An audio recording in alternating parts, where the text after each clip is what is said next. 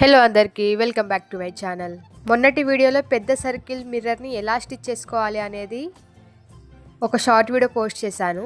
ఇప్పుడు వచ్చేసి చిన్న మిర్రర్ని ఎలా స్టిచ్ చేసుకోవాలి అనేది చూపిస్తున్నాను. మనం పెద్ద మిర్రర్ని ఎలా అయితే స్టిచ్ చేస్తామో చిన్న మిర్రర్ని కూడా అలాగే స్టిచ్ చేసుకోవాలి. కానీ మనం మిర్రర్ని కట్టేటప్పుడే మనం జాగ్రత్తగా కట్టుకోవాలి. అప్పుడే మిర్రర్ అనేది జారకుండా ఉంటాయి. ఎందుకంటే చిన్నగా ఉంటుంది కదా. మరి చిన్న మిర్రర్ అయితే కుట్టడానికైతే అంత ఈజీ కాదు. పెద్ద అద్దాన్ని ఎవరైనా కుట్టుకోవచ్చు చాలా ఈజీగా. కానీ చిన్న అద్దాన్ని అయితే కుట్టుకోవడానికి చాలా ఇబ్బంది పడతారు. ఎందుకంటే స్టిచ్చింగ్ కరెక్ట్గా రాదు, జారిపోతుందని. ఒకవేళ మీకు జారిపోతుంది అనిపిస్తే గమ్ అతికించి తర్వాత కట్టుకోవచ్చు. ఒకవేళ మీకు అర్థం కావట్లేదు, ఎంత చూసినా అర్థం కావట్లేదు అంటే లాంగ్ వీడియో పెడతాను. ఎంతమందికి కావాలో కామెంట్ చేయండి. నేను ఈ వీడియోలో అయితే మిర్రర్ని ఎలా కుట్టుకోవాలి అనేది చూపిస్తున్నాను. నెక్స్ట్ వీడియోలో అయితే మనం ఎలా స్టిచ్ చేసుకోవాలి అనేది చూపిస్తాను. వీడియో నచ్చితే like, share and subscribe. Thank you for watching.